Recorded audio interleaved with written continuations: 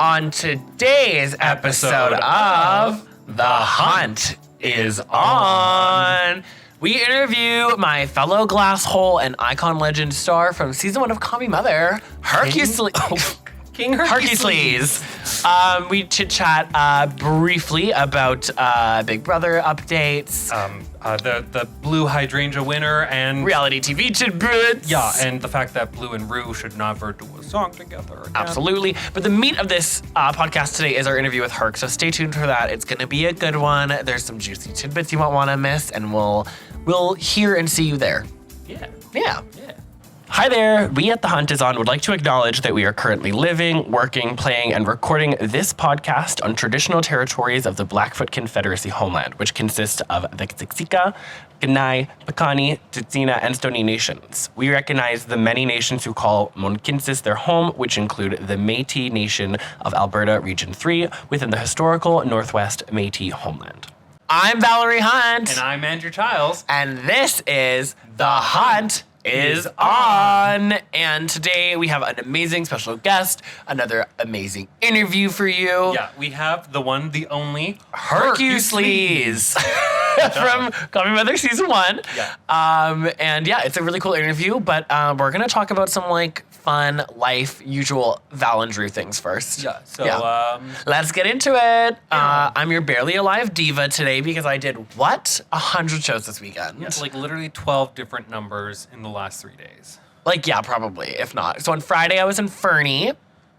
Fernie's a cool mountain town in British Columbia, Canada, if you didn't know. And it's really small, and we did an amazing show there at an event, a space that was really cool. It's like on the side of the mountain, so it's like people go there to like just get on the hill right away.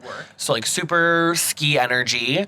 And everyone was probably on hallucinogens at this venue. I'm going to say everyone was like giving mushroom vibes. It's Fernie. It was also disco themed, like Studio 54 themed. Oh, fuck. I think everyone had disco costumes on.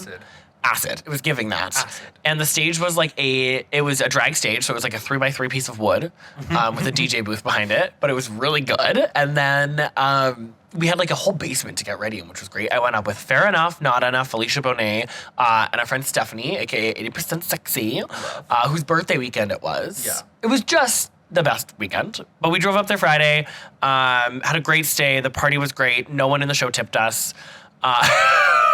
It wasn't bad though. We all performed really well, and the audience gave us the best energy I've received at a drag show in a while. Like, it was so good. And they were tagging us. I got 1 billion followers. I had someone watch Call Me Mother like the day after and post me on their story. And Felicia being like, oh my God, I just met these queens. And like, I brought my Call Me Mother fan, and I just told everyone to take photos of me with it and then look it up after. And a lot of people did. It's smart. the best advertisement I've come up with since the show. It's actually worked really well. I'm almost at 5,000 followers. We gotta get fans for the podcast, so that way you can just like do the same thing. Oh my God, I also need my merch to happen. So sorry, world. It's happening. But then Fernie was done. We left Saturday morning to come back to Calgary Saturday Eve. Like, we got into Calgary at like 2 in the afternoon. Okay. And then I had a little bit of time to rest before I had to get ready and immediately go to do the Broadway show, the Broadway Revival, with Farah, Nada, and Felicia and Steph. That was Saturday night at Two Rivers Distillery. So many things. And we did 2 shows, 7 o'clock show and then a 10 o'clock show, or like 7:30, 10. That ended at like after midnight. And then after that, 2 shows. I woke up that Sunday and I did a brunch yesterday at the Prairie Emporium, which was like I hosted it, and then it was me, Tangerine Dream, and Dorje, the singing shaman, who's an amazing artist. Not on social media, you won't be able to find them, but if you could see Dorje, I would. Live, amazing. So it's like kind of this like country, sort of like bluegrass singing and sound, and then like Tangerine doing like K-pop music, and then me doing like Natasha Bedingfield. It was a great brunch. And then after the brunch, I left. Tangerine was wild. Tangerine went to work after the brunch in their makeup, like full drag at work, and then went to a show after. Because then in the evening of Sunday, we had to do two Euphoria shows. So we had a 7 o'clock viewing and then a 10 o'clock viewing again. And so I am literally dead today. And by the end of it, I kept a really positive mindset the whole time. I had like one breaking moment on Saturday where I was just really fucking tired. But like aside from me eventually, like, being just exhausted at, like, my existence, I was like, I made it through the weekend and, like, didn't hurt myself. I stretched. I took care of my body. I drank a lot of water. The divas were all really helpful. Like, it was nice to be around all my friends and, like, just, like, do the thing again. It felt good to do drag, a lot of drag, and not feel, like, burnt out. Just, like, tired and sore. Like, I don't feel like I'm, like, I'm sure you've seen me more burnt out. Yes. When you came back from Call Me Mother. Yeah, like, and, like, I mean, just, like... You were not human. Sometimes even regular drag shows kill me more, like energy-wise. Like, you got home and you just, like, cried in my arms. Like, I cried a lot. I'm home. I was like, I'm home. I can touch grass. Anyway, so that was a good weekend. So it was a good weekend. Everyone was so generous. Thank you to everyone. Maybe have some new listeners to the pod because I got some new followers. Yeah, if you're from Fernie, tip your drag queens. Yeah, I did mention the pod in Fernie. Tip your queens, kings. Yeah, tip, please. Just tip. But everything else was amazing. All the shows were amazing. I didn't do any super crazy new numbers, but everyone's really into my balloon, titty, and butt number. Yeah. Yeah. It's giving very Jimbo. like Jimbo Sperm Ghost, but make it Flame Ghost. Yeah, yeah. And I think that's like a type of clowning, so I'm getting into that. Yeah, I love that. UK versus the World ended. It feels like it's been a month since we recorded our last episode, by the way. Like, it actually feels like it's been like a month. Really? For me. Okay. Like, this weekend. Well, just because of this weekend. Yeah. I'm like, wait, Blue won UK versus the World. Didn't that happen 2 weeks ago? No, that happened like last week. Literally last week. But the day after we did the Filmed, episode. yeah. So. Okay. Anyway, Blue Hydrangea won UK versus the World. How do you feel about it? I love it. I called it for last episode. Yeah. I thought that it was going to be Blue. Of the 4 people that were there, it was really only going to be Blue or Mo. But when you think about track record, Blue was the only one who actually had one.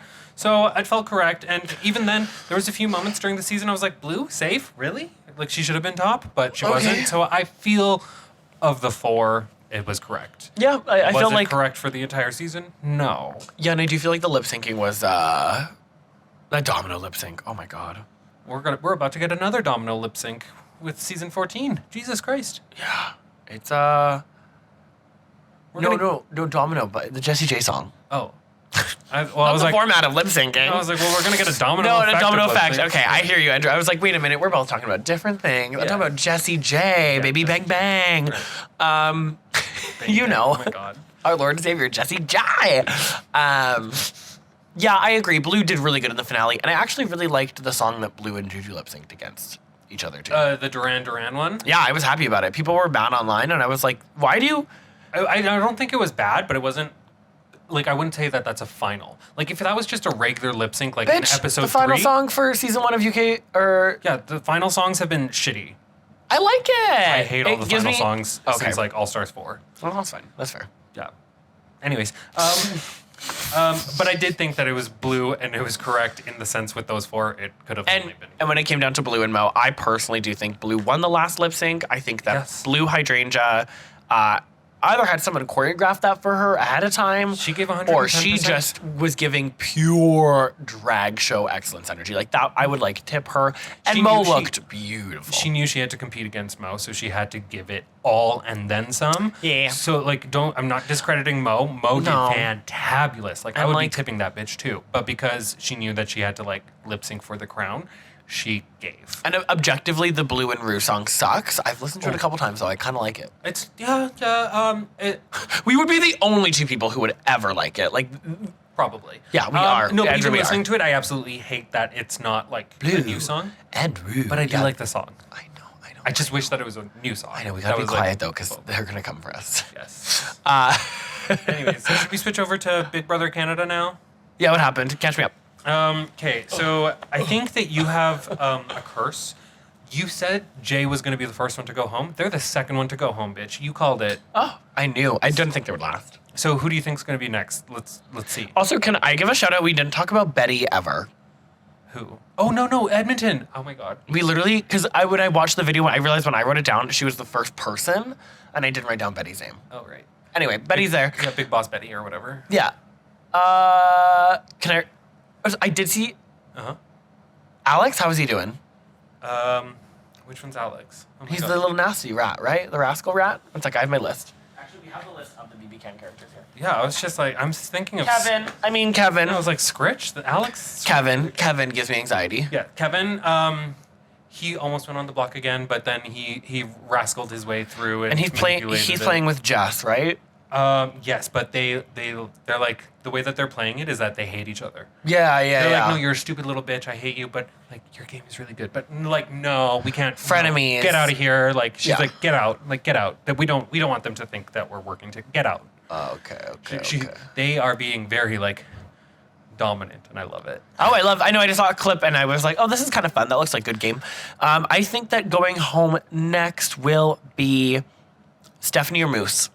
I'm gonna chalk it up to the two. I'm gonna throw the dice of Stephanie and Moose in the air and see where they land. Okay. I hope that. I hope that Stephanie goes. But we already discussed why I don't like Stephanie last week. So just listen to last week's episode. Been discussed. I feel like there's something else I really wanted to chat about today on the pod that had to happen. You're the Canadian guy, Marty. He was the HOH last week, so I just wanted to say that too. Oh, cute, Marty. Marty was you're HOH. like Cute. HOH. Marty's gonna do really well, and Jay's gonna go home. And literally, that's what happened. The prophet. It was the prophet It was pill. a week later, but like, it was still correct. Yeah. Also, we didn't talk about Drag Race. I'm not gonna give much time to it. The Snatch Game sucked. Yes. Yeah. That was honestly, that made it so good, Deja. So props to Deja Sky for fucking obliterating. Yeah. But I just want the season to be over. Yeah. I've heard it like from a few people now. I think Raise the there's stakes. I think Eliminate 3 girls. Yeah, I think there's going to be like 2 or 3 that are going to be like Chip chop. Chop Yeah. chop. I think that they should. Everyone gets chocolate. Nobody gets gold. Someone said it in a pit stop once. I think Violet said it about Lalaurie in the bag look. They should have just like eliminated her on the runway. I think that'd be such a good moment on Drag Race. Like, just like no. a girl comes out and Rue is just like, no, no, none of this. Go back, turn around, and like none of the girls know. And then they get to the critiquing and they're like, "Where's Jessica?" And Rue's like, "I sent Jessica packing. Her outfit sucked. She said it was Iris Van Herpen and it was just a dress." Anyway. Free Juju Mar. And Jasmine Kennedy this week. Yeah, she did say that she was doing the Iris Van Herpen. Because you have a thing, like... It's flowy. Ugh, And I don't know everything about Iris Van Herpen, but I did watch a Vogue video on her once, and I believe it's like Iris has like a background in like dance. And the reason that Iris's pieces have so much movement and like this like crazy visual effect is because of her like background and knowledge and like dance and other things. And like, I'm just like, baby, none of that is giving what I am getting from an Iris lyric. Anyway, it's not giving what it's supposed to give. Just Iris. Oh my god. Also, I recorded a super fun episode of Cut the Crease last week. Oh, we're gonna say who it is. Yeah, I did it. I got a haircut. I'm wearing glasses for today's podcast so I can read our prompt, and I could see our interviewee today. Yeah. And I got a new tattoo, and I didn't even show you it yet. So I can show you it now. Okay. Gay gasp. Oh, is this the cheetah? Yeah, look. Oh, wait. Look how cute he is. He's so cute. Having a cup of coffee, sitting in a chair, and he looks really sad, and he's right next to my banana. Yeah, and especially like cheetah here, tiger there. It's giving Cheetah. like the with the cheetah shirt. And let's talk about this top. Toddy. I know you don't listen to this podcast. Maybe they will. Maybe they The will. guest. Maybe they will. Oh yeah. Hopefully listening to this episode. Jesus. Also, no, that's a lie. I'm sure that they tune in sometimes. But I left this. I don't know if I mentioned this. I left this top with them, and they wore it in so many TikToks and Instagram videos. Because and it's so funny because when I got it back, I wore this to work, and like around it everywhere I go, people are like, "That's the best top I've ever seen. I love your shirt." And I'm like, "Oh." Toddy must have felt the power in this too. Like anytime I wear this, the amount of compliments are like astronomical. Literally, so like I've seen you in the summer scooting down the street, and because you're wearing this jacket, I'll be like, "Oh, that's Adam." Yeah, no, I feel like I'm pretty well recognized for this. So it's so funny because I feel like when Toddy had it, I'm like, it must have been like an exchange of power. They must have felt it too. Feeling their oats. Yeah, fuck. Oh my god, I already missed performing with Ella and Toddy. I miss my friends. Let's bring everyone back together. Let's party in Calgary. Yes, I would bring love Herc. that. Yeah, bring Herc. Yeah. Speaking of, should we cut away to our interview with Herc? Hercusleaze Yeah. from season 1 of Call Me Mother. There was a lot to discuss and lots that's probably going to get cut out. But Yeah, there's a lot. A Period. lot. So we're gonna get into it. There's not much more we should chit chat about, and yeah, we'll talk to you all soon. Enjoy the break. March 18th, today, the day that this podcast is being released, go to my Twitch right now. So Right that way now. you can see us gaming the new Mario Kart games. Yeah. Anyways, off to Hercusleaze. Off to the Herc break. Break. Break.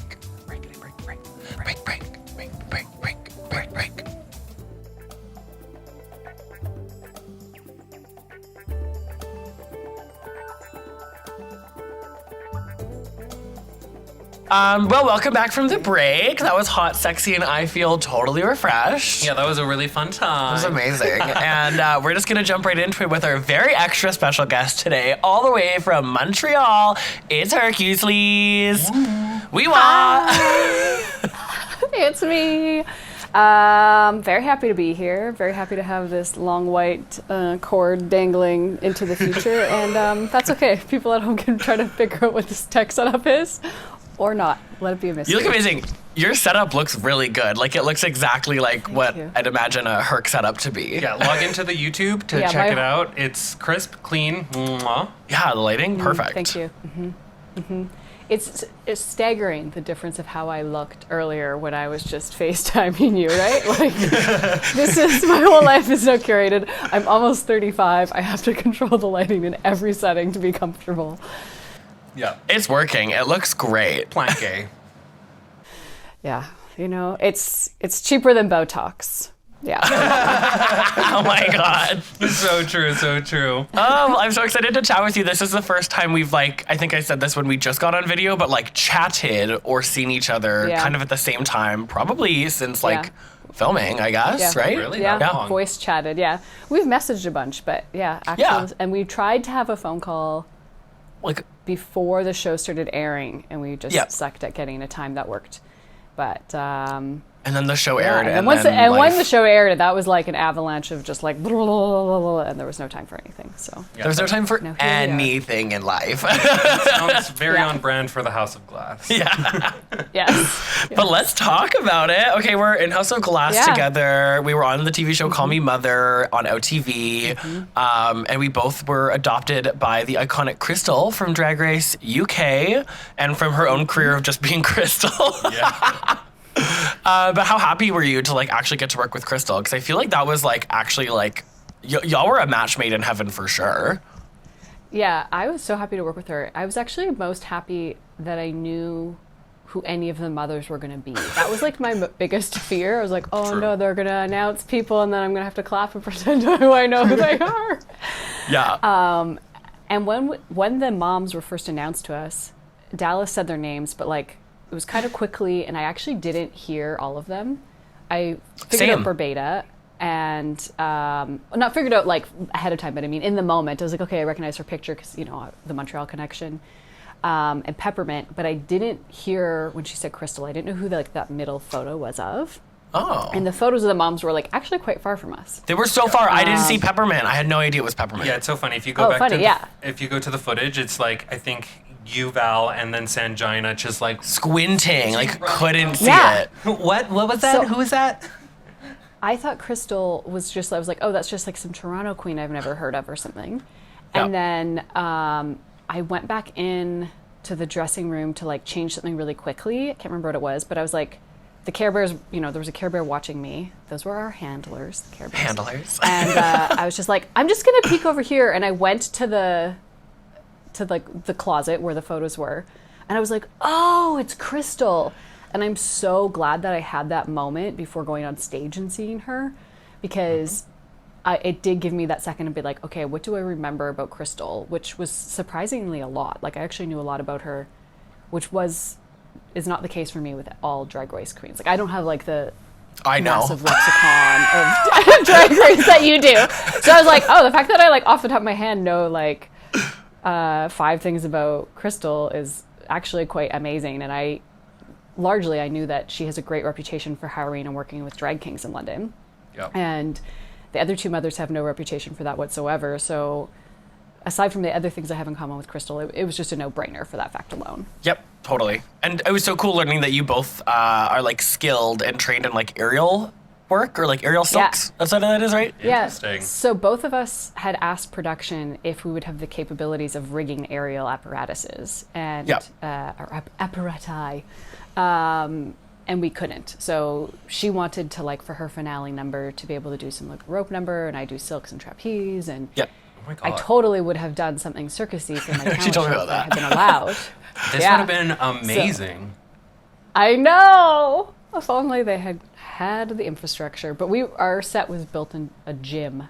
We it was a high gymnasium. school, university gymnasium. There was no rigging above for Yeah, the most illegal thing that you got to be rigged was Val laying underneath Crystal as she angle grinded. Yeah, or the show. That was like the whole show. How did that go ahead? Yeah, I mean, I think it's amazing that angle grinding didn't blind you forever. I am too, actually. It I looked really should have been wearing amazing. glasses. I really should have been wearing glasses. Yeah, full goggles. Yeah. I had If you sunglasses were wearing on. like, okay, that's true. But I was like, if you I were wearing colored ditched contacts, them. they would have like melted. Oh my god. Oh, yeah. I think actually, I feel like I kind of have permanent eye damage from that and the sty that I got. I think, like, honestly, I just have permanent damage from the experience. Yeah, the But, trade-off. yeah, there was good that came with that, too. That's your other, yeah, aside from your GlassHoles tattoo, you also have the eye damage to remember your time on Call Me Mother. Yeah, absolutely. I do want to ask, like, I didn't really get to talk to you while we were on the show about it because we couldn't really talk about stuff about the show there. But, like, what was your whole experience like getting phone calls from them and like getting the call to be on the show and then sort of like the preparation time leading up? Because you did a lot of prep work too. You brought a seriously like intensively good package to the show. It's such a blur that time because I was up for right around the same time. I got contacted by America's Got Talent, and then Call Me Mother solicited a few people to audition, obviously, because it was like a first show and not everyone knew about it. So I got that invitation to audition. And then also the auditioning was happening for a giant show, which I can't name because I might hypothetically, if I named them, get sued for $1 million. But this is all hypothetical. I know us too. And but just like maybe I was in that Like- process. Damn. And you don't have to say anything. I could be the one hypothetically sued for $1 million. I don't care. They're never going to put me on that show. So they're afraid of vaginas. So I got pretty far in that audition process, as far as you would get before not getting any further, if that's not a thing to say. And then also with America's Got Talent, but like I had friends who had done that before, and it's heard lots of mixed things about what type of I've heard experience to expect from bad that. experiences from drag folks about those like Got Talent shows. Yes. Well, Canada's Got Talent airing now. Yeah. I think Terry Stevens from Calgary did it once. So funnily, right after I got back, like the day after I got back from shooting Call Me Mother, I had got an email from me like, Canada's Got Talent is now shooting in Vancouver. Do you want to audition for this? I was like, no, I can't. Like even if I wanted to, I can't, because now I've got like an exclusivity thing for however long. But yeah, and then obviously the Call Me Mother thing. So I knew for about 2 months as I was auditioning for all this stuff that I was like, there's 3 shows in the works here. I'm probably going to get one of them. Mm-hmm. So I just started buying so much shit, like to the point where it was like, very damaging to my bank account and kind of neurotically unhealthy. But I was just really afraid of not having enough clothes to wear because I had been doing pandemic drag for over a year and everything I've been doing had been shoulders up. Like I really didn't have very many outfits. Yeah. So You're I a started headpiece ordering- king. Yeah, I really am. You are. So that's because I'm lazy. People don't realize it, but I'm lazy. So yeah, I made a database for my own costumes. I had Oh my god. 42 potential looks. So I had ordered I either had 42 complete looks. Well, not complete, but like included the complete ones. It included the partially made ones. It included ones that were mostly pre-bought, and then ones that I had all of the materials to make. And it was all of these different looks that I broke down. And I was really casting a wide net where I was like, I rewatched season 1 of Canada's Drag Race, and I was like, okay, if I were to do a show like that, like what challenges didn't they do in season 1 that they might do in season 2? Yes. Okay, they didn't do a hometown look. Okay, what would I Yes. do? Okay, I would do a hockey player look to be like Edmonton Oilers, but make it glamorous because I'm originally from Edmonton. So like I posted that look recently on my Instagram. I finally got around to finishing it. But yeah, I just bought like all of these materials Yeah. and then was sort of waiting for them to like, in my mind, like fire that race gun of them sending us that email with the costume list so I could just like get to it and be like, okay, which ones do I have to make? Which ones can I piece together with stuff I already have? And da-da-da-da-da. Legendary. You had 48 costumes prepared and I had like -6. Like You're giving Ms. Cracker with the full like book vibes right now. Herc had multiple books. I did. I had like all these makeup looks pre-drawn out and da da da da. But I think it was still Belle's like Kiki, paint me. Yeah. No, that was Sangina. But none of us had the advantage that Kiki had, and that she had been doing drag for like at least twice as long as everyone, sometimes 3-4 times as long as everyone else. So anyone who's been doing drag for that long is just going to have such a bigger closet to pull from of existing pieces. So it's like stuff you don't have to make from scratch. Yeah. And I've said it before and I'll say it again. Kiki should have been a mother on the show. Yes. We actually said that on the podcast. It's been a discussion point before. It's been yeah. So that was, for me, I'm such a perfectionist too with what I like to present to people, that it hurt me that what I was showing people was also like work I had made super fast and rushed. And that audiences from home would just be like, oh, I could do something better. And it's like, but could you do better if you only had 3 weeks and you had 7 other costumes you had to make? Like, that's the actual context. Or, no, but you know? yeah. But yeah, like, and a Pangini. and and that was the other thing. I couldn't invite friends over to help me with stuff. Yep, I had to be quiet about it. Left, right, and center. Like, like it was not. Doing it all on the DL too, like on the down low. Yeah, just trying to like be like, can you make me a thing? But be really cryptic about it, being like, there is a deadline. And then I had so many people thought that I got Drag Race because I was asking for stuff around the same time that people got Drag Race, and I was like, no, it's not.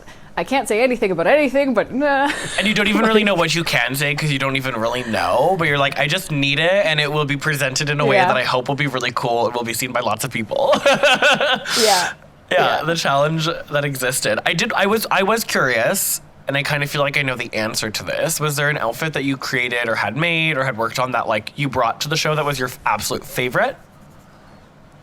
Probably, like, I really liked my creature from the Blingy Lagoon. Yeah. Yes. That's kind of what I figured. That piece, I was proud of it because I made that entirely from scratch for the show. You know, like, there was no part of that I had planned ahead of time. And actually, in my database of 42 looks for which I had all the materials, that was supposed to be a mermaid. And then when I got the list of costumes, I was like, oh, okay, I could do this. I could adapt it this way to make it fit with the category. Genius. Yeah, because I could have really easily done like a Dracula. Like, I have so many suits and I could have done something fun with that, but I was like, and your vamp with like the 2 cones is so good. Yeah. Love. Like campy vampy. Campy vampy. It's really fun. Yeah, I made that after the show was done, but yeah, like it's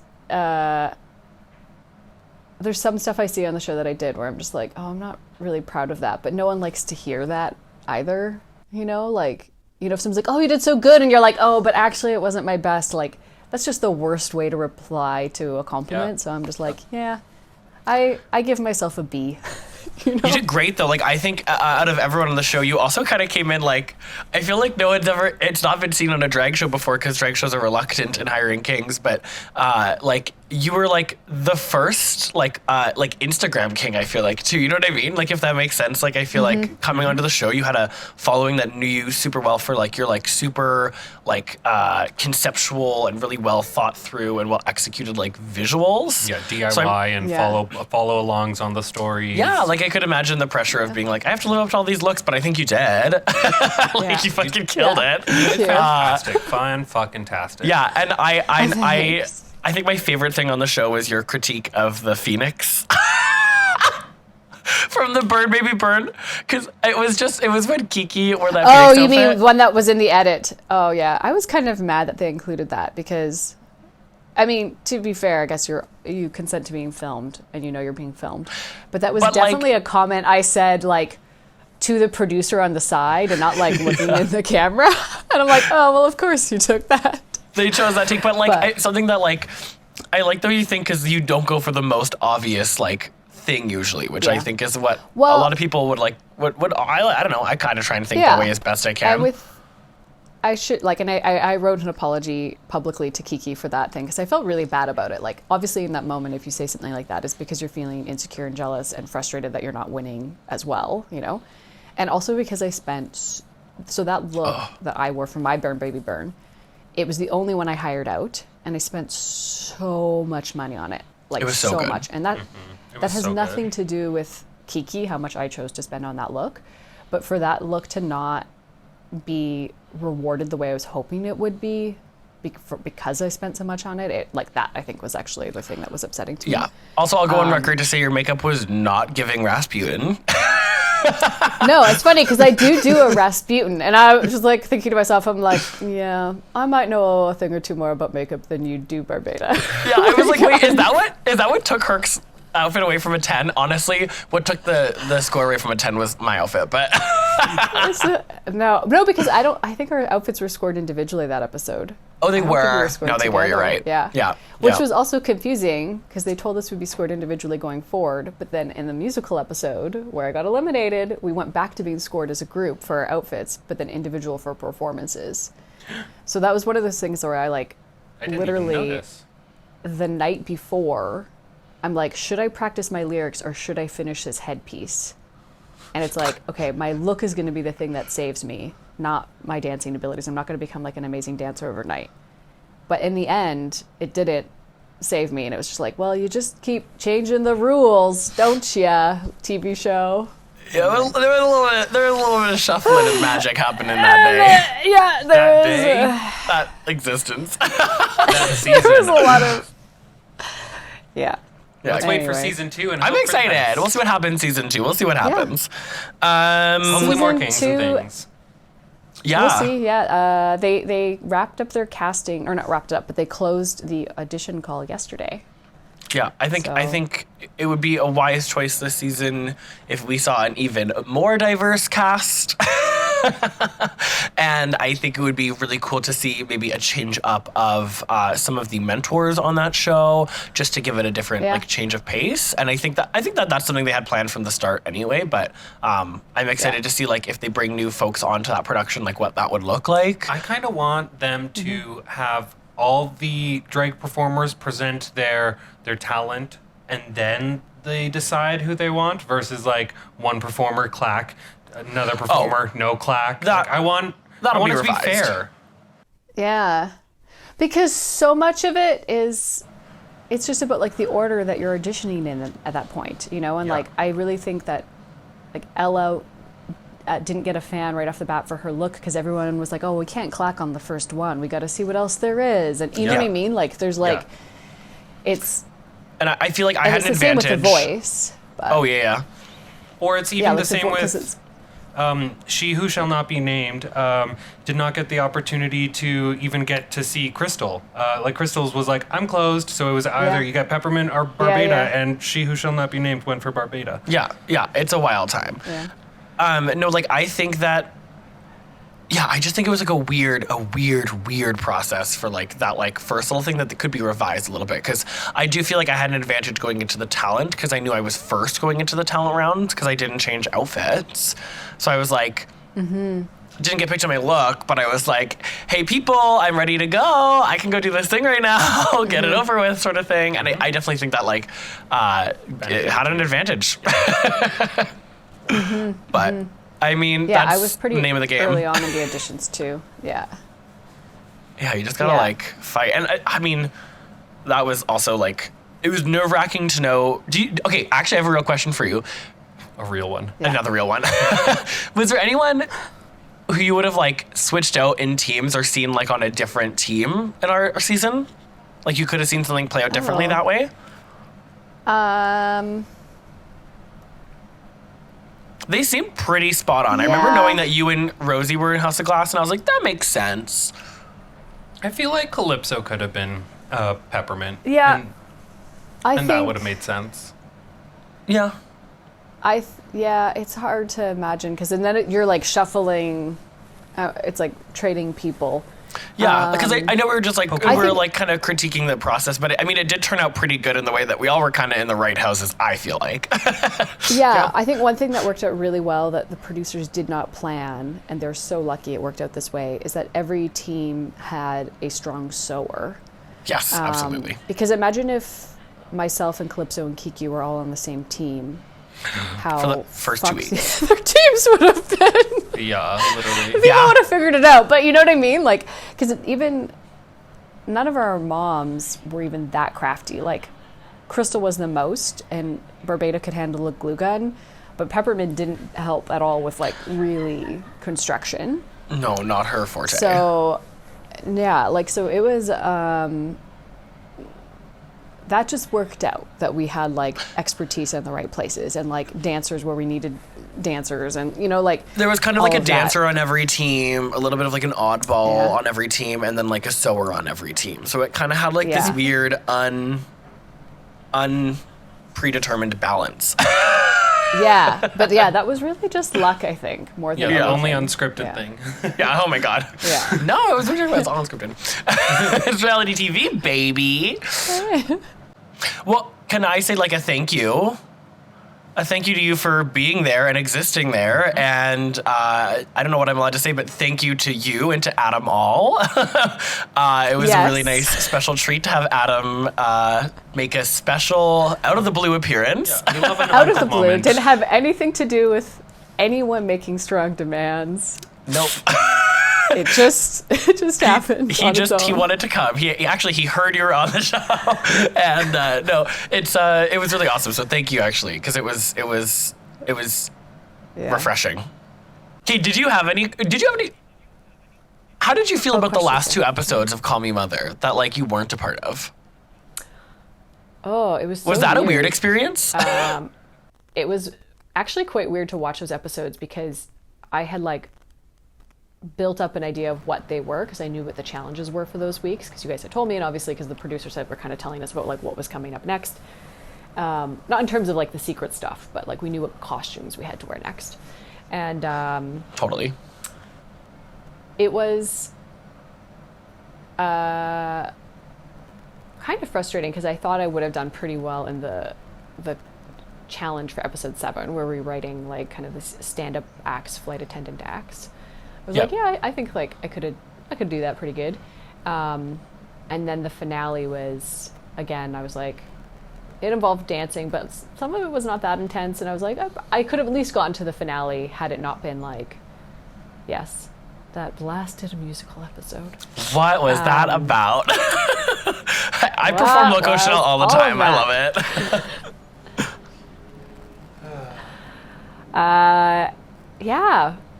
And one thing that actually kind of irritates me with how that episode was edited, episode 6, the musical, was that like, because Toddy and I were both being these different parts of Loco Chanel at different times in his life, her life, the camera, as soon as I finished my intro and then Toddy came in the red dress and you all were dancing with her, I say her in this case, obviously not so much Toddy, but as the persona, then the camera just like shifted back to Toddy and pretty much never came back to me. And I get it because Toddy was moving and there's all these beautiful things to see. But I was like, could you have at least like split screened that Yeah. at times? Like I was still performing. I was still like lip syncing my heart out and the camera just never came back to me. And I was Yeah, like, that's not interesting. my fault if I was given this part. Like, that was frustrating. Anyway, whatever. You have to like, I have to remember that all of that was made up and it was just a thing of make-believe. Yeah, the rules aren't real. I said it all the and- time on set. It was real people, real emotions in a land of make-believe. So you just had to balance and find the It was common fun ground. for us. Yeah. Yeah, you're Not like, that, Todrick.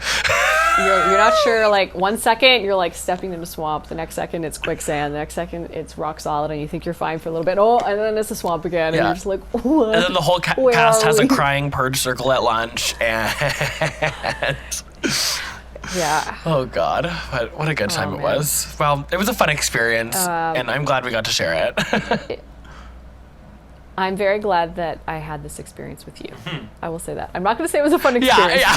I'm glad that I got Choice to share words. it with you. And glad that you guys got to meet each other and become family members because honestly, you two are really iconic Yeah. together. We had fun.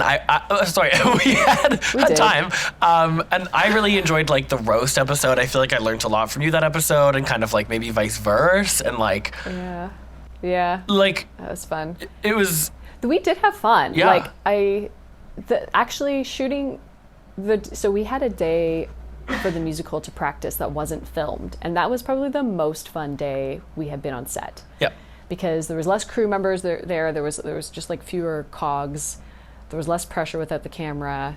And at that point we had all like gotten to know each other pretty well. We jived pretty well. And it was like, we were just figuring out choreography together. And that was genuinely very fun. And it was like, this is what it's like to collaborate with people. Yeah, your confessional on the show is really true to what it was, which was like, it felt like a real drag show, and like it felt really community and family oriented, and like it felt like just chilling with my friends in this like weird pod outside of this like at the time COVID like just riddled world of like restrictions and limitations. So it was really nice. And I don't know if I've told you this, but I have this weird crazy conspiracy theory. Andrew has heard it before, and I'd love to share it with you. But we went to a beach in North Bay while we were filming on a day off. I don't know if we did, hypothetically, just hypothetically. Hypothetically, right? in my dream, we went to this like place that was a beach.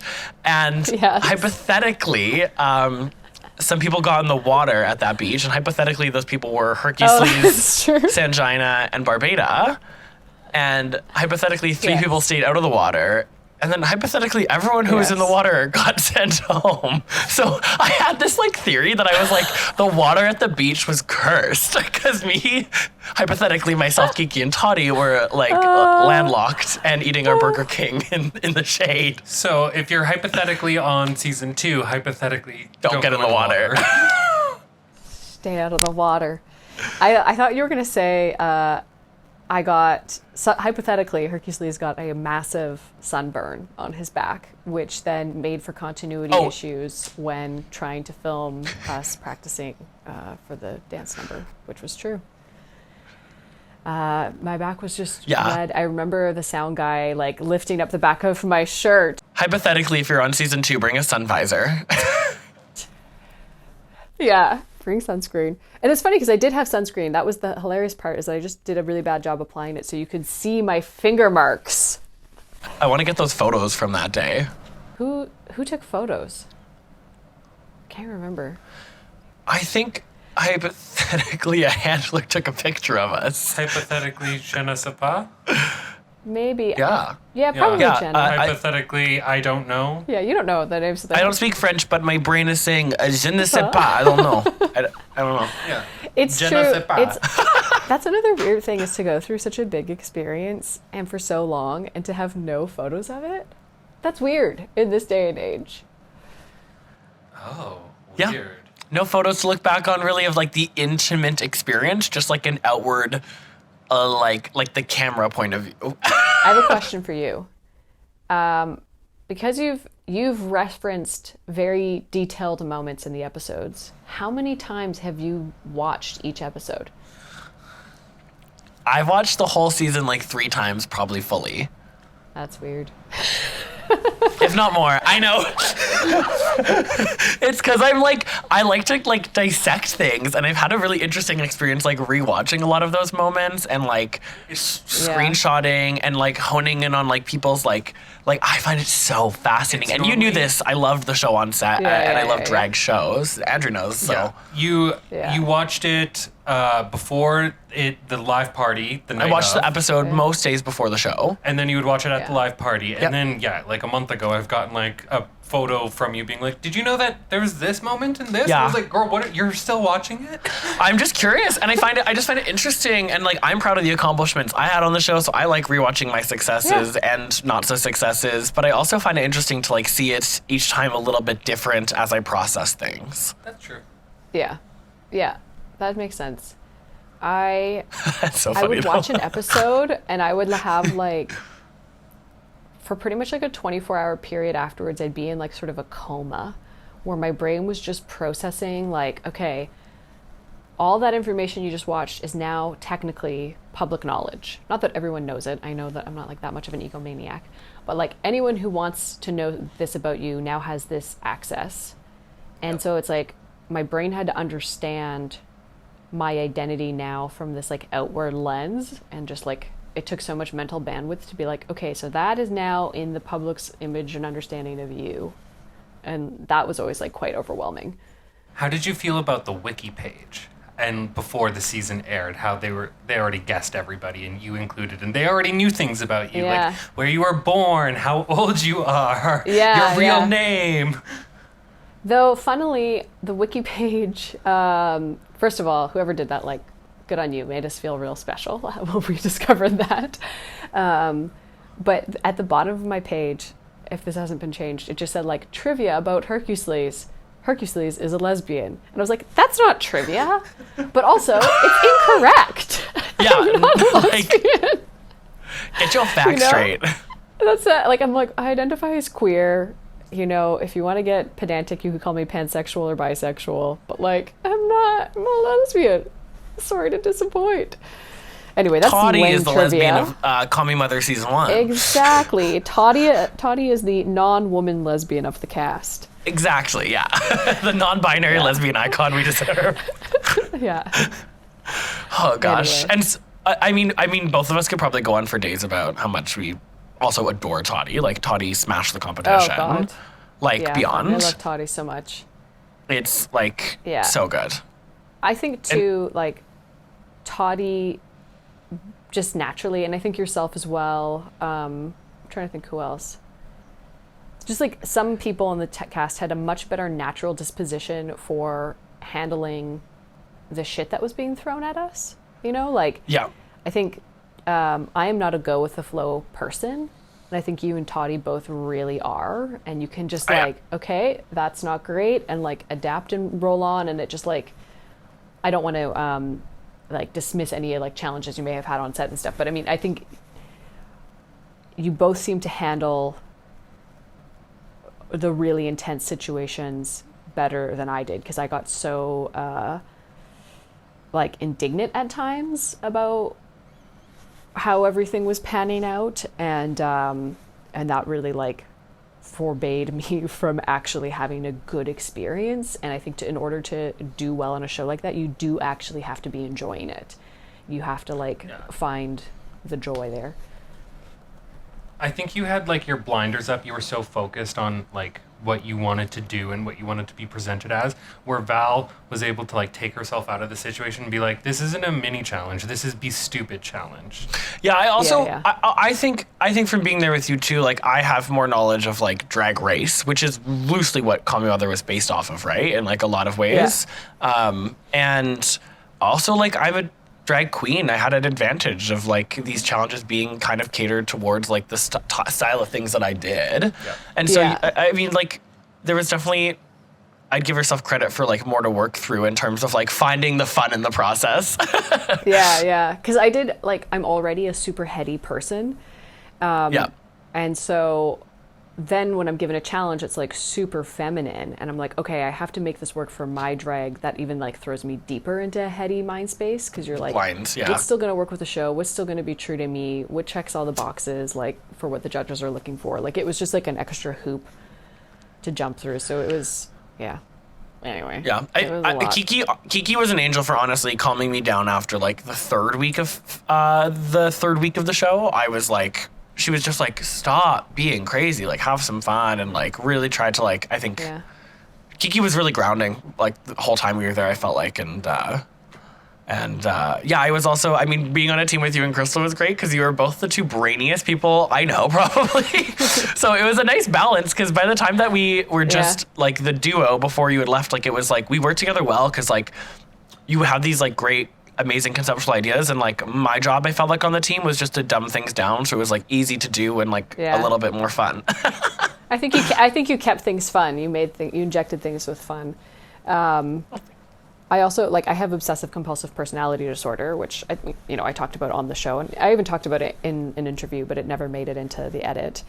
And part of that is not just that you get obsessive compulsive about details and whatnot, but is also that like you tend to take things very literally and see things like a little bit more black and white. And so, and like people with OCPD like tend to have a stronger sense of like morals and indignation and like righteousness, and can be a bit more judgy, and like those are not great things, but also like people with OCPD can get a shit ton of amount of work done because they like laser focus in on stuff.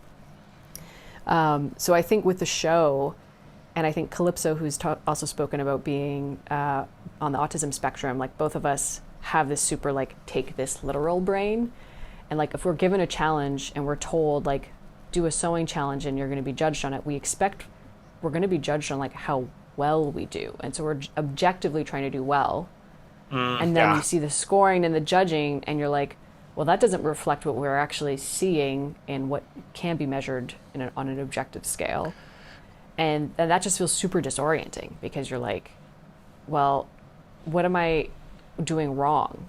You know, or what is it that I'm actually supposed to be, like, what is it that you actually want from me? Because you're asking for one thing and then that's not succeeding, you know? So it's really I'm hard. glad we're having this conversation because they should, I think that should be talked about more because I think that's actually a common thread in drag reality televised series that, like, you see the people who, like, don't have to work with that and work with that extra step kind of like are deemed as like a personality, and they kind of float by things a little bit more breezily because it's not that like objective or like specific thing that they're always looking for. It's very interesting. Yeah. I'm glad we should keep this for sure in this interview because that's I think something people should know. Anyway, it's just one of those things where like watching the show back I was like, oh, I was hired to be entertainment. Like, I wasn't actually in a competition. Yeah, there was a prize at the end, but they just wanted me to actually be entertaining the whole time. I think of all of us, Sanji got it the best. Like, Sanji was just entertaining the whole time. Yeah. And you can get to top 4 being entertaining even if you don't know how to sew or do your own makeup. You know, like... As long as you know the tease and twerk, you're in the top 4. You got the tease and twerk, you got it, girl. Exactly. They should bring me and you back for the acting challenge next season. We can give the kiddos some pointers on how to win a acting challenge. How to be goof. How to be goof. I'm just putting it out there, out TV, waiting for that email any day now. You can just GlassHoles are here for you. Yeah, and out TV, if you ever want to throw us on your podcast section, we would happily take that too. We'll happily take it, and we will edit the podcast if we need to accordingly. Paid. Anyway, this was so lovely, Herc. Thank you so much for coming.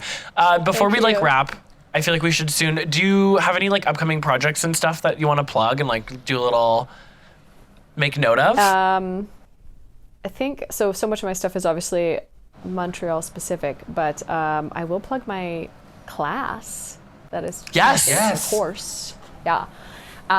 So I've just finished releasing all 4 classes in my new Drag King course. And altogether, they are like almost 9 hours of footage. Wow. And I go over like literally everything you need to do to physically transform yourself into being a drag king. So it's not just makeup. We also talk about many different kinds of facial hair and wigs and headpieces, all this stuff. It was so much work to make this course. I cannot underestimate that enough. 9 hours, like Christ. Wow. Well, yeah, and so that's actually more than the Department of Education. Yeah. Betsy DeVos could never. Yeah. I mean, I shot at least 50 hours of instruction to like take that down because so many of those hours are like, you know, time lapse super fast. But yeah, it is quality. So if anyone is interested in signing up for that, it is through the Drag Academy. So dragacademy.ca. It's right there on the homepage. You can either buy the whole course or one of the 4 individual classes or multiples, whatever one's interest you. It's so cool. So yeah, it's so cool. That's my baby. And I've actually seen a few recreations of Herc's face on other. Yeah, I love seeing the kings get out there and try it. It's so cool. It's very cute. It makes me happy. And for this first run of the classes, we've been doing live office hours, which will be over soon. But those live office hours are so cute because a bunch of the students who are taking the class will meet every Thursday night, and they all come with makeup and they show what they've been doing, and we have a little Insta thread just for us, and then we all cheer each other on, and it's so adorable. That's really cute. Yeah. That's really fucking cute. Yeah. So sign up at the Drag Academy today. Bam! Promo. And you're doing more live shows though, right? Like you're back in the scene? Finally, stuff is restarting. I'm doing my first live show since December on this weekend. Amazing. Well, King of Kings. Yeah. Where is it at? We might have some new Montreal listeners because you're on the pod. It's very sold out. Okay, well, you missed it. You got to get the next one then. Yeah. For people who are in Montreal and or area, I also am producing a show on May 4th. It's quite a ways away, but it's the second installment of my own series called Mythos, which is a very highly curated drag cabaret. So there's lots of things besides lip syncing. There's still some lip syncing, but we've got The first one looked amazing. circus acts and singing and music, and everyone's in drag while they do it. And I commissioned a theme song for the show that's stunning. Oh, damn. The aesthetics of it, mwah, they're on point. I can imagine no detail will be missed. Oh, there is none. It Yeah. is so good. So I'm really glad we were able to reschedule. Obviously, pandemic woes meant we had to push this back a couple times for this next one, but the next one's May 4th. May 4th. I feel like you're already going to be on this, but just in case, because this is how teamwork worked on set, you know May 4th is like Star Wars Day, Yes. right? Okay, cool. Yeah, so I'm actually going to do. like pop I culture. think what I'm going to do is read. It's so funny. So I know that because somebody else wanted the venue on May 4th for Star Wars, and I was like, no, this is the date I need. It's a Friday, but I'm gonna do a thing that is. Oh, all right, this camera stop. That's okay. Sinking, sound is sinking. Watermelon squishies. Okay. Just gotta say anything every time. Watermelon squishies with Bananas. Hercusleaze. Yeah. Oh yeah, I was gonna, instead of doing Star Wars related puns, I was gonna like maybe read a bunch of historical facts of other notable things that happened on May 4th. Like just do. That's like. Oh my That's god. like so yes, a dramatic dry, but reading. like really on the nose, like, or maybe just like puns around it being Star Wars and then take it away. Like, no, you thought I was gonna make a Star Wars pun and it's not. It's actually about this thing.